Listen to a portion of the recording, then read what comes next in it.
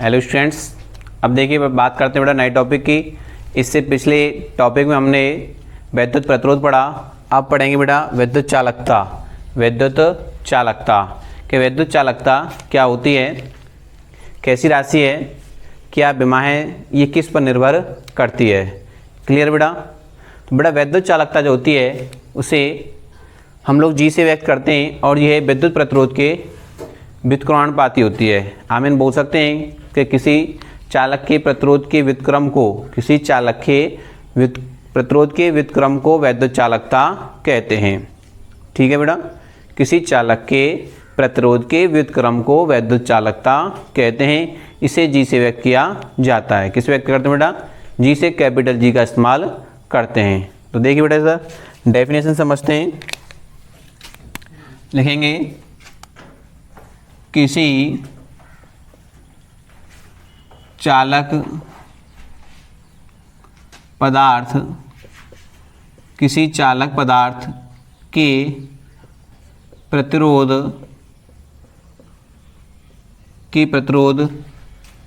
चालक पदार्थ के प्रतिरोध के व्युत्क्रम को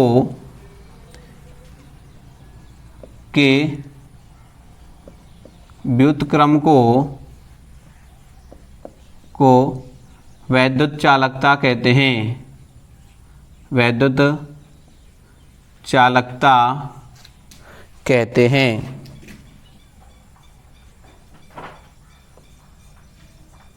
क्लियर है बेटा? क्या कहते हैं? वैद्युत चालकता कहते हैं। लिखेंगे माना बेटा, ये डेफिनेशन हो गई है कि प्रतिरोध के व्युत्क्रम को हम क्या कहते हैं? वैद्युत चालकता। माना चालक का प्रतिरोध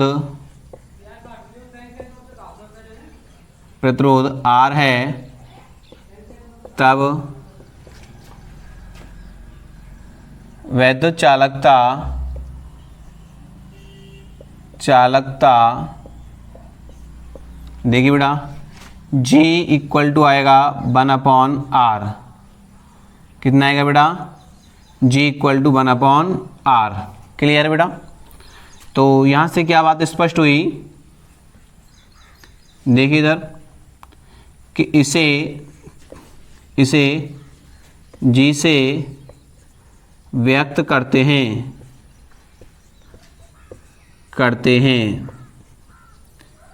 कैपिटल जी से व्यक्त करते हैं बेटा।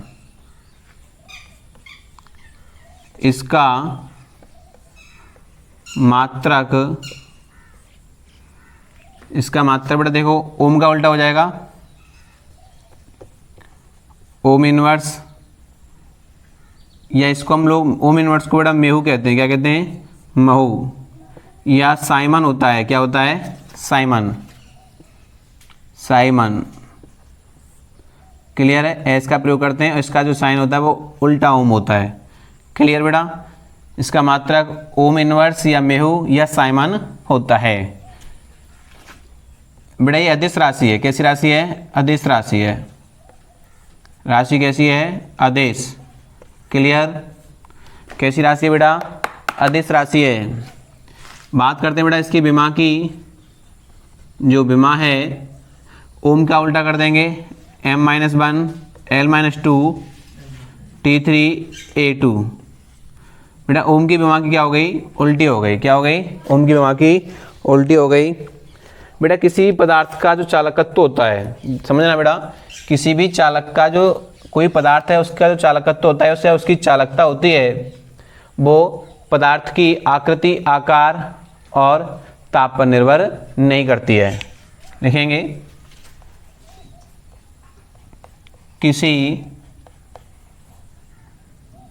किसी पदार्थ की चालकता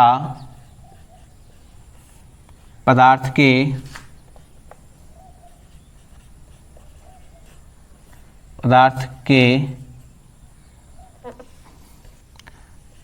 की प्रकृति, आकृति,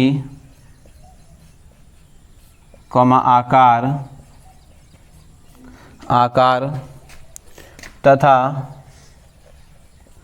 ताप पर निर्भर करती है, तथा ताप पर निर्भर करती है। बेटा सॉरी मुझसे गलत निकल गया था, निर्भर करती है क्योंकि प्रतिरोध निर्भर कर रहा है ताप पर, क्षेत्रफल पर, तो ये भी निर्भर करेगी।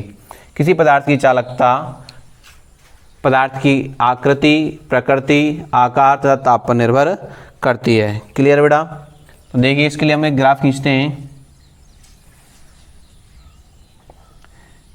ये हो जाएगा बेटा आई और ये हो जाएगा वी ओ।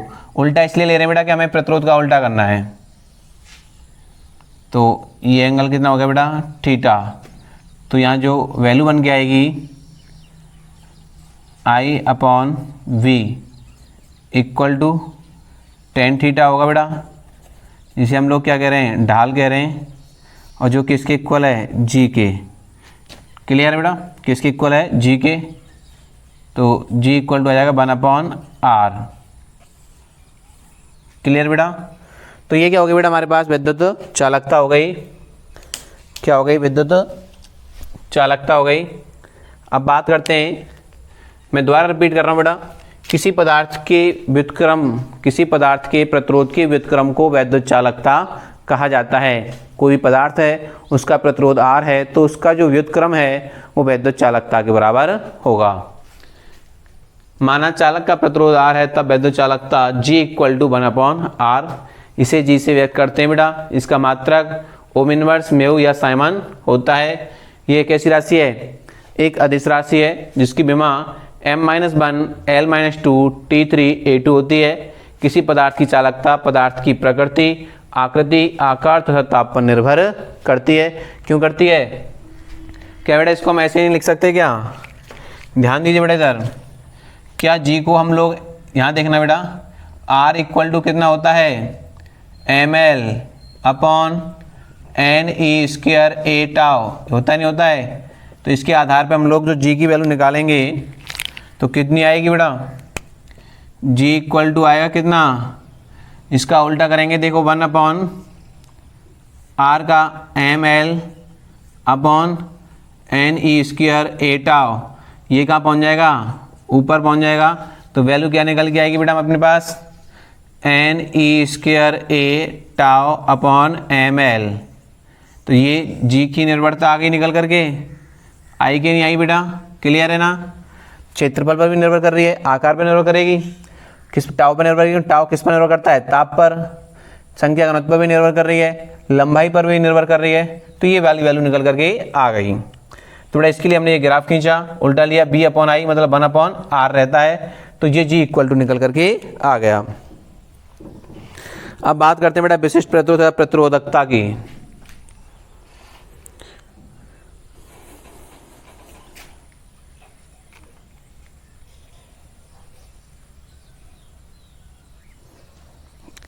देख लिया बेटा सभी ने? देखो अब बात करते हैं आगे।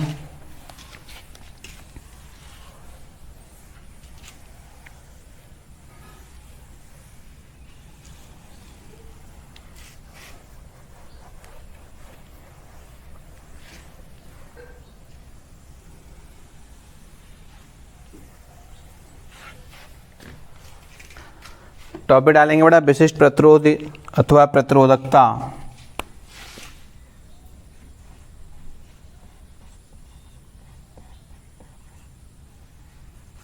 विशिष्ट प्रतिरोध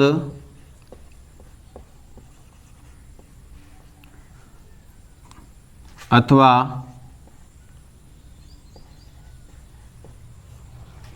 प्रतिरोधकता।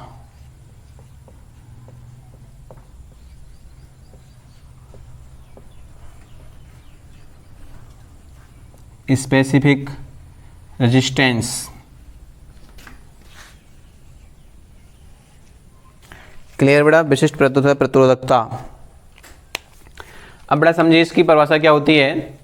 कोई भी चालक तार है बेटा, कोई भी चालक तार है, जब उसमें I धारा प्रवाहित होती है तो चालक के अंदर किसी भी बिंदु पर विद्युत क्षेत्र की तीव्रता E और धारा घनत्व J के अनुपात को विशिष्ट प्रतिरोध अथवा प्रतिरोधकता कहा जाता है। क्लियर है बेटा? जब किसी चालक तार के अंदर हम लोग धारा प्रवाहित करते हैं तो चालक के अंदर किसी भी बिंदु पर विद्युत क्षेत्र की तीव्रता E तथा धारा घनत्व J के अनुपात को क्या कहा जाता है? विशिष्ट प्रतिरोध अथवा प्रतिरोधकता कहा जाता है। देखिए डेफिनेशन समझते हैं बेटा, लिखेंगे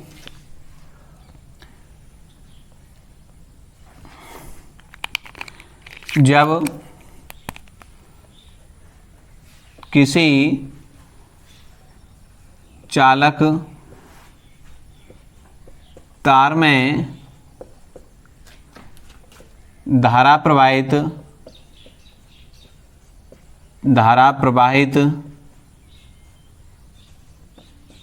की जाती है, धारा प्रवाहित की जाती है तो चालक के अंदर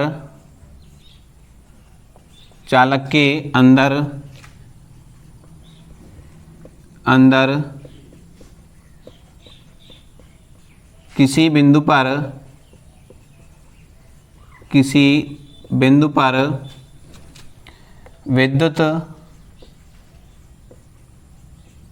विद्युत क्षेत्र की तीव्रता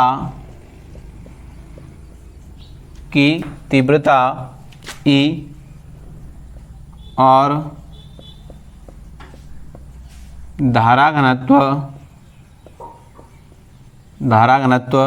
J के अनुपात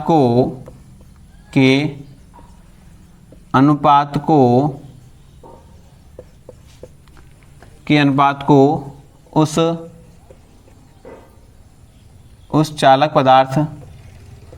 उस चालक पदार्थ का विशिष्ट प्रतिरोध कहते हैं, विशिष्ट प्रतिरोध कहते हैं।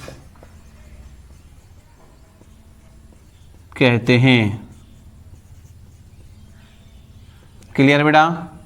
तो ये निकल करके आ गया अपने पास, ये डेफिनेशन है बेटा इसकी कि किसी चालक पदार्थ में धारा प्रवाहित की जाती है तो चालक के भीतर या अंदर किसी बिंदु पर विद्युत क्षेत्र की तीव्रता E और धारा घनत्व J के अनुपात को उस चालक पदार्थ का विशिष्ट प्रतिरोध कहते हैं। क्लियर है बेटा? या प्रतिरोधकता भी कहते हैं। तो देखेंगे बेटा इधर देखिए, ये माना कोई दिक्कत नहीं बेटा। देखिए इसको बेटा रो से व्यक्त करते हैं, किससे व्यक्त करते हैं? रो से। तो लिखेंगे rho equal to E upon J। बेटा रो इक्वल टू कितना आता है? E upon J। Equation first लिखेंगे बेटा, इसे रो से व्यक्त करते हैं, किससे व्यक्त करते हैं बेटा? रो से। क्लियर है? किससे व्यक्त करते हैं बेटा? रो से व्यक्त करते हैं। धारा चालक के अंदर के विद्युत क्षेत्र लिया जाता है। नेक्स्ट है बेटा, यह चालक पदार्थ का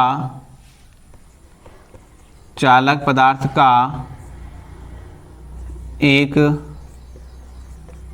लाक्षणिक गुण है।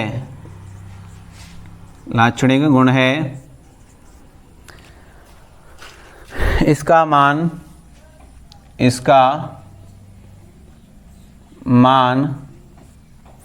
चालक के आकार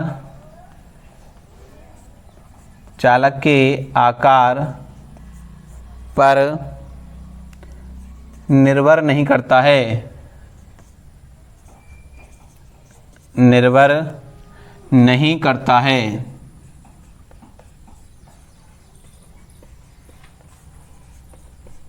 क्लियर बेटा? ये चालक का क्या है? एक लाक्षणिक गुण है जो चालक के आकार पर निर्भर नहीं करता है। किस पर निर्भर नहीं करता है बेटा? चालक के आकार पर। क्लियर बेटा? अब एक बात समझिए, कि हमारे पास कोई चालक है L लंबाई का, उसके सिरों पर B विभवांतर आरोपित किया जाता है जिससे चालक के अंदर I धारा प्रवाहित होती है। क्लियर है बेटा? तो देखिए इधर लिखेंगे, माना L लंबाई,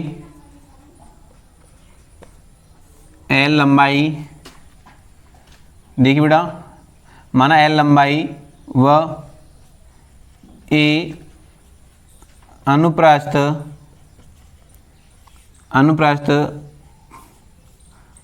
काट क्षेत्रफल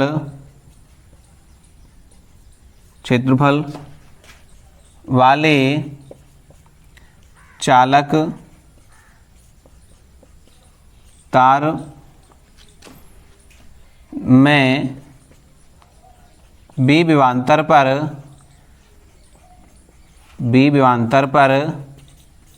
I धारा प्रवाहित हो रही है तब, तो देखिए बेटा, आप जानते हैं चालक का विद्युत क्षेत्र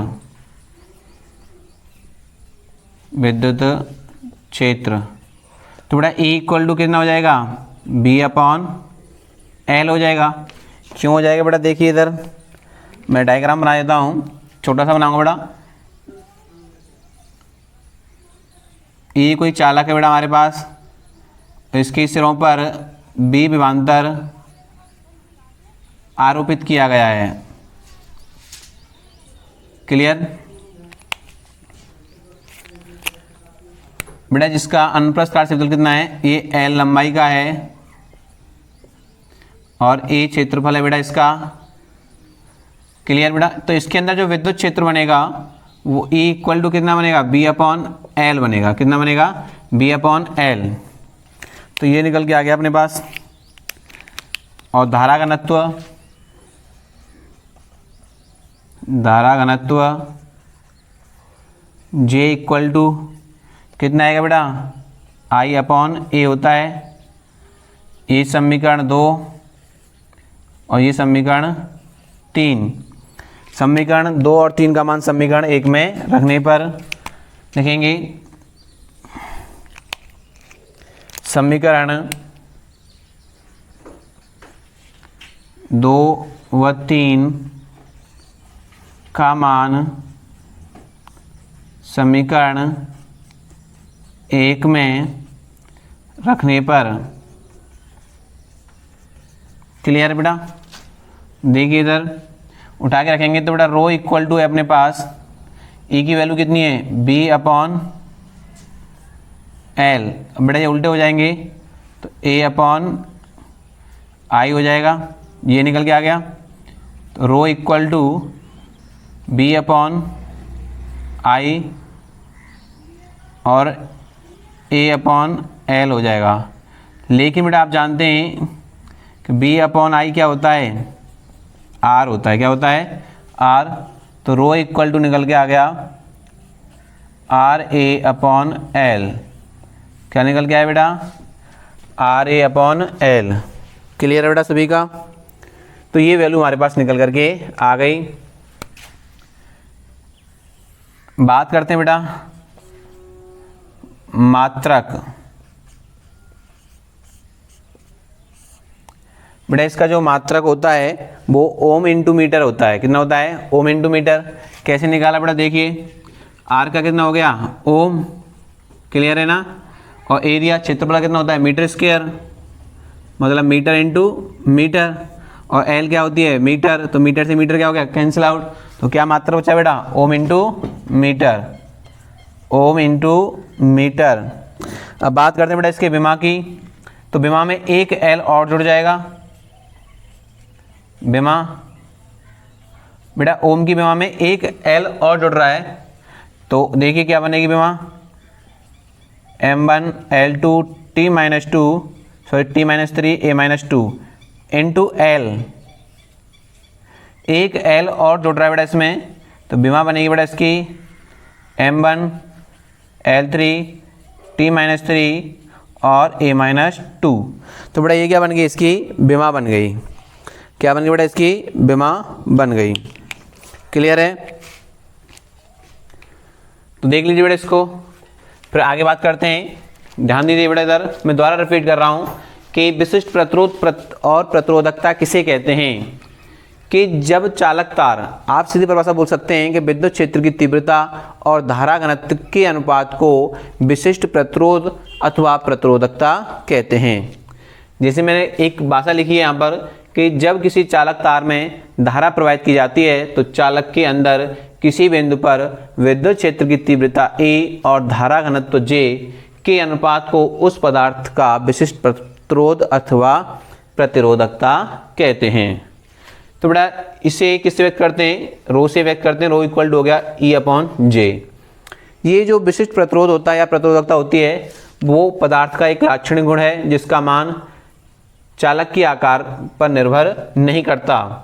माना L लंबाई व A अनुप्रस्थ काट क्षेत्र वाले चालक तार में B विभवांतर पर I धारा प्रवाहित हो रही है, तब चालक का विद्युत क्षेत्र या चालक के अंदर विद्युत क्षेत्र E = B/L। धारा घनत्व J = I/A। दोनों की वैल्यू उठाकर हमने कहाँ रख दी, समीकरण 1 में रख दी। तो बेटा जो वैल्यू बनी B/L × I/A बनी। तो बेटा देखिए इधर B/I क्या होता है, R होता है। तो रो इक्वल टू B/I × A/L। तो B/I की जगह रख दिया बेटा I, R रख दिया हमने, और A पहले से और L भी पहले से है। अब बात करते हैं बेटा इसका मात्रक। मात्रक जो होता है वो ओम × मीटर होता है। कैसे निकाला मैंने आपको बता दिया है। इसकी जो विमा होती है, इसकी विमा में एक L और जुड़ जाता है ओम की विमा में। तो M1 L3 T-3 और A-2। क्लियर बेटा सभी का? अब कुछ पॉइंटों की बात करेंगे बेटा, कुछ विशेष पॉइंट है हमारे पास, लिखेंगे।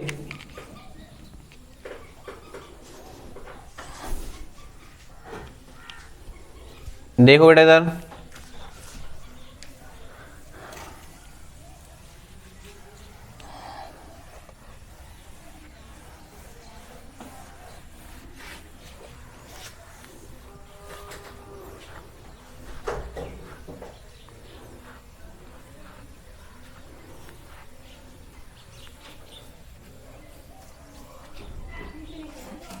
देखिए बेटा सर, हमारे पास जो वैल्यू निकल के आई बेटा, अभी आपने देखा कि रो इक्वल टू कितना है बेटा, RA/L। क्लियर है बेटा? लिखेंगे यदि L equal to 1 metre comma और A equal to 1 metre square है, तब तो बेटा देखो एक एक रखेंगे यहाँ पर। तो रो इक्वल टू R × 1/1, तो वैल्यू बन के आएगी बेटा अपने पास, रो इक्वल टू आएगा R। यही निकल के आएगा ना बेटा, यही तो निकल के आता है। तो इसका मतलब क्या हुआ कि 1 मीटर लंबे चालक तार जिसका क्षेत्रफल 1 मीटर स्क्वायर है, तो उस चालक का विशिष्ट प्रतिरोध उस चालक के प्रतिरोध के बराबर होता है। लिखेंगे यदि 1 मीटर लंबे और 1 मीटर स्क्वायर क्षेत्रफल वाला एक चालक पदार्थ लिया जाए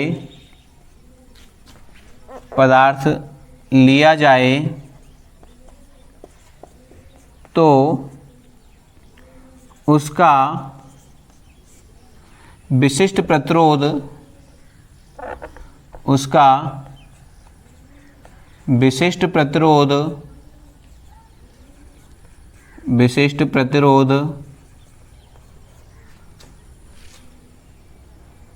अथवा प्रतिरोधकता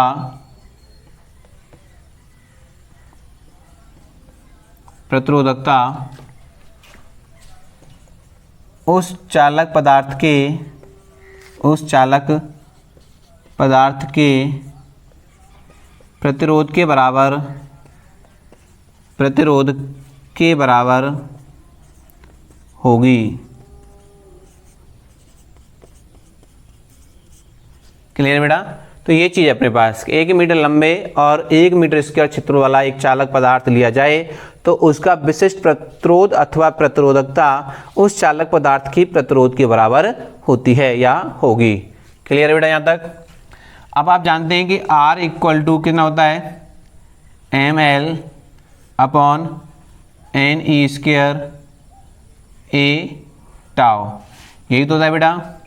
और विशिष्ट प्रतिरोध आपने देखा था अभी कि रो इक्वल टू RA अपॉन कितना आया, L। तो देखो ये वैल्यू उठा के यहाँ रख देंगे R की जगह, तो रो इक्वल टू देखो बेटा R की वैल्यू है ml A upon NE² A tau into L, L से L कैंसिल आउट, A से A कैंसिल आउट, तो रो इक्वल टू आया अपने पास m अपॉन NE² टाउ। तो ये वैल्यू निकल करके आ गई बेटा अपने पास विशिष्ट प्रतिरोध की या प्रतिरोधकता की। क्लियर है? तो बेटा यहाँ एक बात स्पष्ट हो रही है कि विशिष्ट प्रतिरोध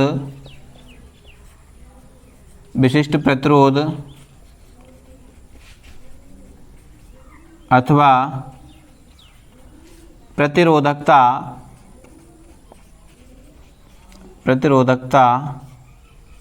पदार्थ की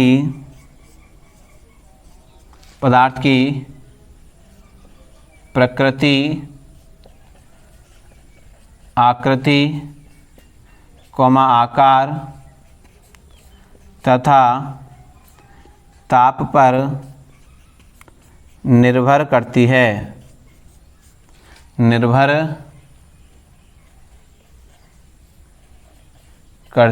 क्लियर है बेटा? तो ये चीज़ तुम्हें याद रखनी है। तो ये हो गया विशिष्ट प्रतिरोध अथवा प्रतिरोधकता। बेटा मैंने आपको बिल्कुल बेसिक तरीके से समझाया है, तो आप इसके नोट्स साथ ही साथ बनाते चलें। तो फिर मिलते हैं बेटा अगले वीडियो लेक्चर में नए टॉपिक के साथ। Thank you for watching video.